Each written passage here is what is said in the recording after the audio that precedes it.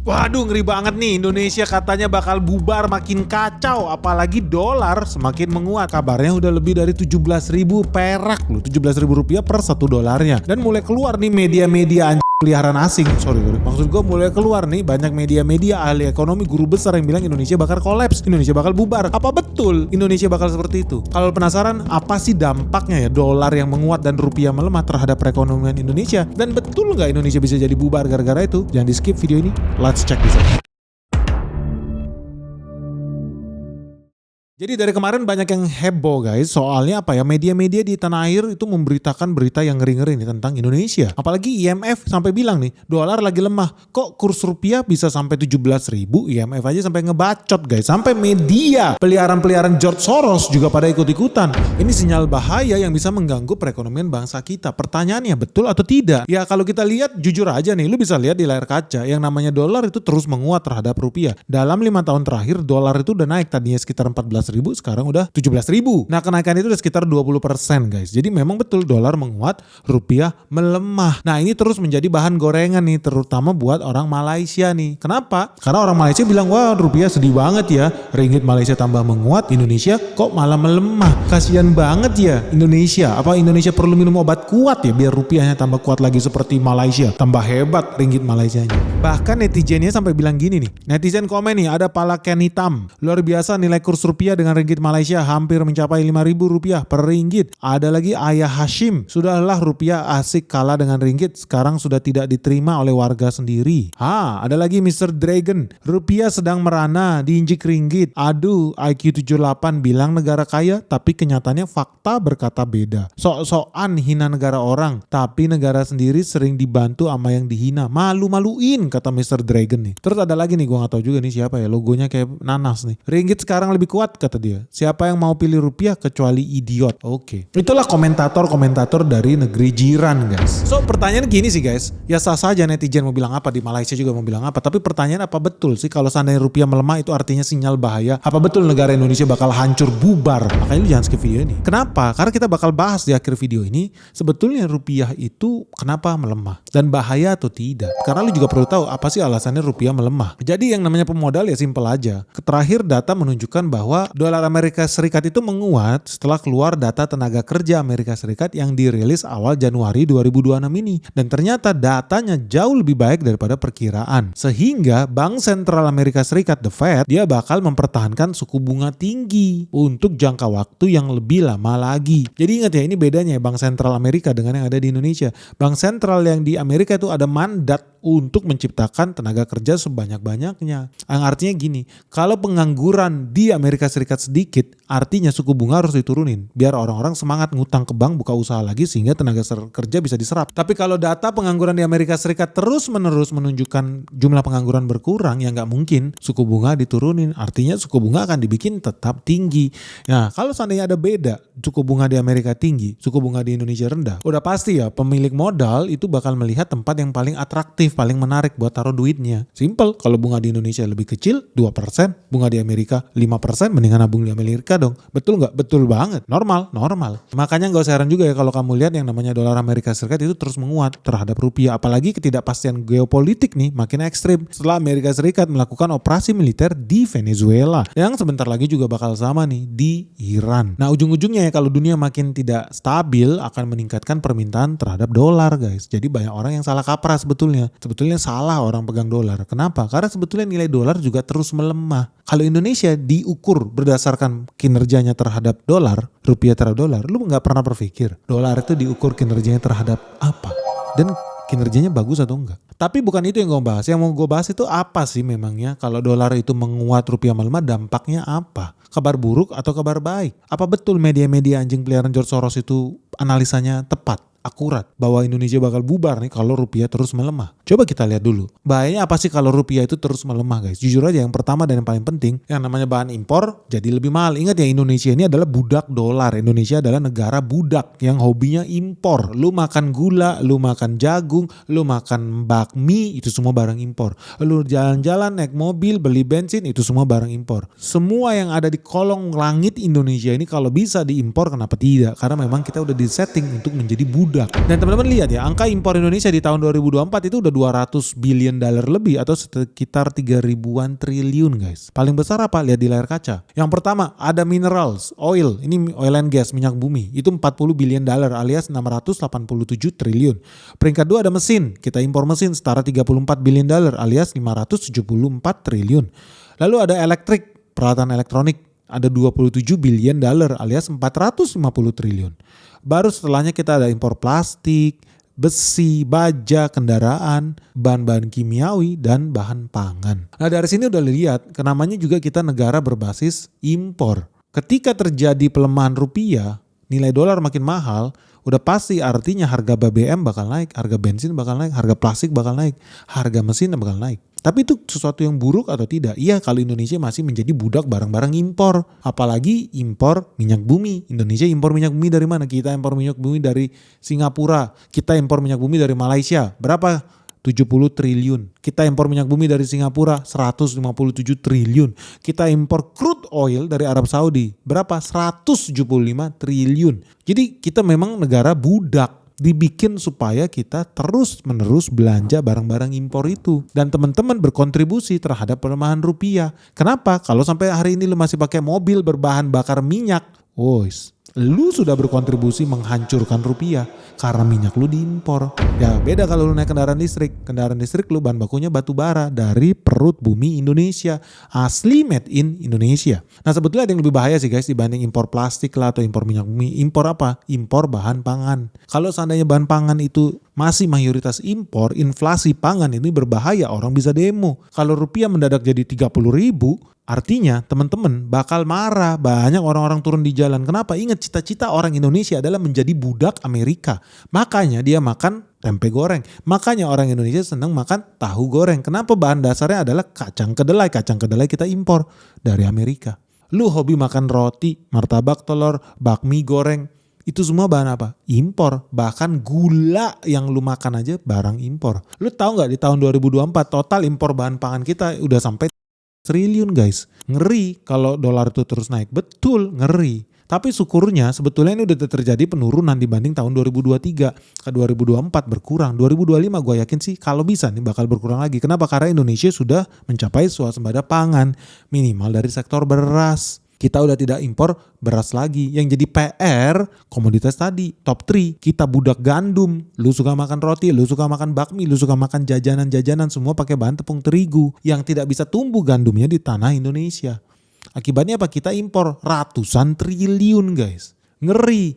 Kedelai buat tempe goreng, buat tahu favorit lu. Impornya hampir triliun.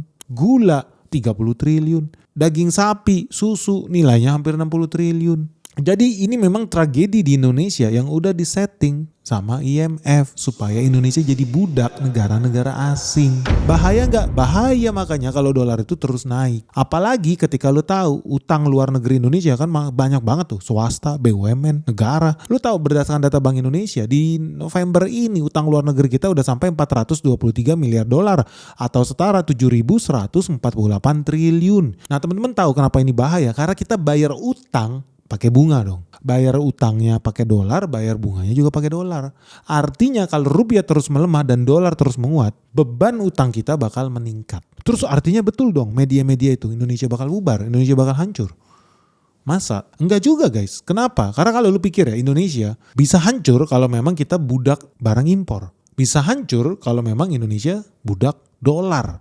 Tidak bisa melepaskan ketergantungannya dari dolar. Tapi kalau lu lihat sebetulnya Indonesia juga nggak perlu takut rupiah itu melemah dan dolar itu menguat. Kenapa? Contoh paling gampang sektor pariwisata guys. Sektor pariwisata seneng loh kalau rupiah melemah dan dolar menguat. Kenapa? Karena buat wisatawan asing jadi lebih murah liburan ke Indonesia dibanding liburan ke Malaysia. Makanya teman-teman jangan heran ketika rupiah terus melemah ini jadi daya tarik buat sektor pariwisata di Indonesia. Akan makin banyak wisatawan dari luar negeri yang datang ke Indonesia buat spending. Dan makanya lu nggak usah heran ya. Udah dalam beberapa bulan terakhir makin banyak turis-turis dari Singapura dan Malaysia yang berbelanja ke Indonesia khususnya ke Batam.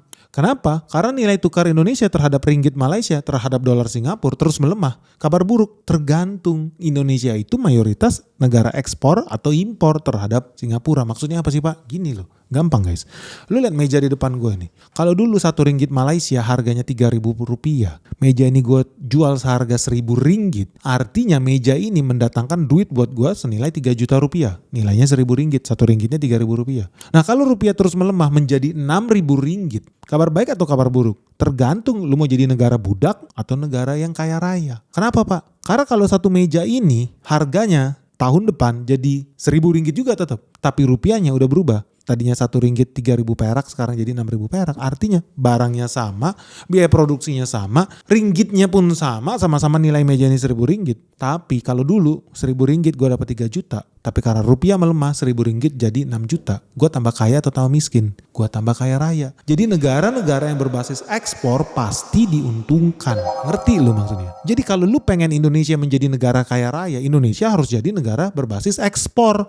Bukan Indonesia menjadi negara budak barang impor. Artinya kalau lu punya kewarasan yang cukup, lu akan lihat, ternyata pelemahan rupiah itu kabar baik. Karena pengusaha furniture tadinya cuannya cuman 3 juta rupiah satu meja. Sekarang jadi 6 juta rupiah satu meja. Harganya sama-sama 1.000 ringgit. Masuk akal gak lu? Nah inilah namanya logika berpikir yang gue mau teman-teman pahamin. Ketika dolar menguat itu kabar baik buat Indonesia ketika Indonesia sudah menjadi negara berbasis ekspor.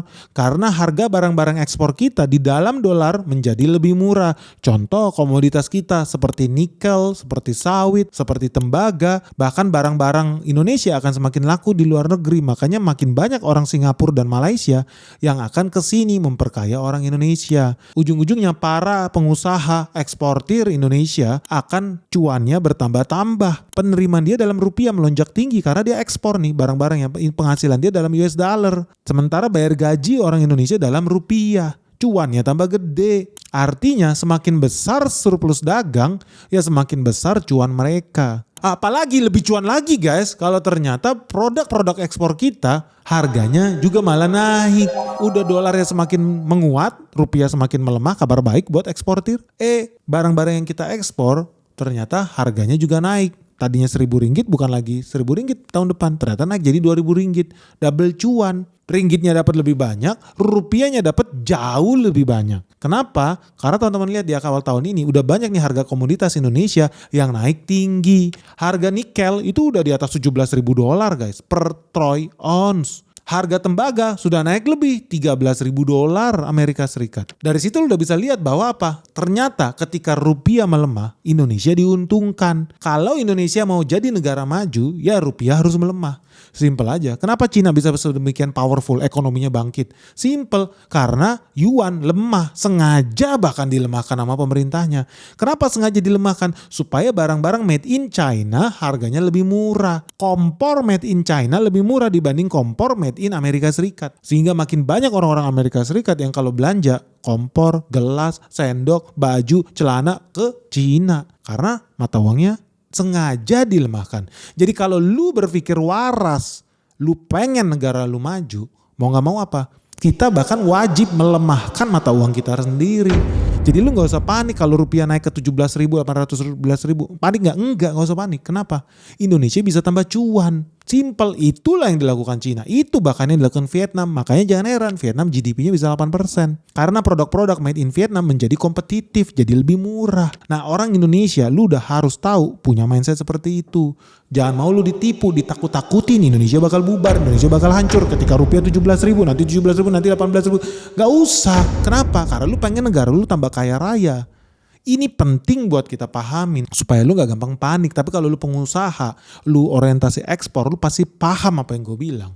Dan lu pasti setuju. Makanya negara harus mendukung bisnis-bisnis berbasis ekspor. Kasih bunga yang murah. Kayak Cina, kayak Vietnam, bunga cuma 1%, 2%. Kenapa? Karena bisnisnya ekspor, mendatangkan devisa, penghasilannya dolar. Double cuan. Kalau negara Indonesia mau maju, kita harus menjadi negara berbasis ekspor. Terus barang-barang impor gimana? Ya harus kita kurangi. Makanya gue sangat setuju Indonesia itu mengurangi subsidi BBM. Tapi nanti rakyat berontak dong. Makanya pelan-pelan. Lewat apa? Subsidi kendaraan listrik. Jangan malah bahan impor kita subsidi. Masa kita mensubsidi rakyat buat beli barang impor? Itu namanya mensubsidi rakyat buat membunuh negara sendiri. Nggak bener. Makanya makin berat nih tugasnya Amran. Memang sayang ya Amran Menteri Pertanian kita. Kalau bisa dibelah 4 di cloning deh lu jadi menteri. Jadi menteri energi ya. Jadi menteri Apalagi jadi menteri perdagangan, iya kalau bisa ya dibelah-belah tuh. Kenapa? Karena dia udah sukses tuh swasembada pangan. Yang belum apa swasembada energi. Sementara ini kita impor energi nilainya sampai ribuan triliun guys. Ngeri. Sekali dolar naik kolaps ini barang. Makanya dari kemarin gue bilang harus hati-hati. Begitu harga minyak bumi naik, terus rupiah terus melemah, defisit anggaran negara bakal makin melebar. Kenapa? Karena Indonesia dijadikan budak bahan impor. Makanya lu harus berusaha merdeka. Dengan demikian lu ada kontribusi terhadap bangsa negara kita, merdeka dari bahan baku impor. Tapi selama itu belum bisa diganti, ya siap-siap aja. Deg-degan nih kalau dolar naik. Tapi syukurnya ya, gue melihat negara akan lakukan intervensi. Karena sekarang negara lagi bukan di skala besar, kebun tebu di Indonesia Timur, kebun jagung. Yang goalnya apa? Bisa mengurangi ketergantungan kita terhadap negara-negara asing itu. Dan ini makanya harus didukung. Program swasembada pangan skala besar memang harus kita lakukan. Tapi media-media itu pengennya lu jadi budak dolar. Kenapa? Ya bahaya kalau dolar menguat, nanti rakyat menderita. Kenapa menderita? Nanti bahan-bahan impor tambah mahal. Hello. Mereka pengen lu jadi budak dolar. Mereka pengen menyelamatkan pengrajin tempe. Mereka pengen menyelamatkan mafia minyak. Mereka pengen menyelamatkan oligarki bakmi. Mereka mau selamatkan itu. Makanya diguyur terus nih media-media seolah-olah Indonesia bakal hancur kalau rupiah itu makin melemah. Padahal kalau lu punya kewarasan yang cukup, lu bisa hitung, kita bisa untung juga. Dan memang harusnya diuntungkan. Kenapa? Karena ternyata Indonesia sekarang sudah menjadi negara eksportir. Menarik nih. Tapi sebelum kita bahas ke situ, kenapa penting buat teman-teman pahamin supaya lu gak gampang diadu domba sama media-media profesor S3 pengkhianat bangsa ini. Even Donald Trump aja pengen dolar itu melemah guys. Lu lihat Wall Street Journal. Trump itu pengen dolar tambah melemah. Kenapa lu disuruh pengennya dolar menguat? Karena lu kena tipu media, lu kena tipu dosen lu kena tipu guru-guru sekolah lu. Hoax semua. Dibilang Indonesia bakal hancur. Enggak, Donald Trump aja pengen guys yang namanya dolar itu melemah. Supaya apa? Pabrik-pabrik di Amerika Serikat kompetitif. Produk-produk buatan Amerika Serikat jadi lebih murah. Dia pengen guys, tapi nggak bisa. Kenapa? Simpel aja. Karena Cina udah lebih dulu melakukan apa? Pelemahan mata uangnya secara masif. Lu bayangkan sampai Donald Trump itu kesel. Dia nunjuk-nunjuk Cina, lu udah melakukan manipulasi keuangan. Kok bisa sih Cina mata uangnya lemah terus makin lama makin lemah. Ujung-ujungnya Amerika bisa bangkrut. Ujung-ujungnya orang Amerika demennya ketagihan sama barang made in China karena murah. Padahal sengaja dilemahkan mata uangnya. Itu yang dilakukan Amerika Serikat. Dia tahu gak bisa diatur nih Cina nih. Karena bank sentral ya bukan budak IMF. Bank sentralnya setia sama partai. Setia sama negara. Gak gampang diodak-atik. Dia tinggal bilang mata uang kita bikin lemah. Lemah bro. Bangkit industri. Bangkit manufacture. Ekspor gila-gilaan. Kompetitif harganya. Karena apa? Mata uangnya lemah. Vietnam GDP 8%. Cita-cita Prabowo kok bisa? Simpel aja. Karena dia melemahkan juga mata uangnya guys. Sampai Amerika Serikat itu mau investigasi Vietnam. Lu pakai jurus Cina ya. Lu sengaja ya lemahin mata uang lu ya. Lu sengaja ya bikin dolar menguat. Dan Vietnamese dong mata uang Vietnam terus melemah.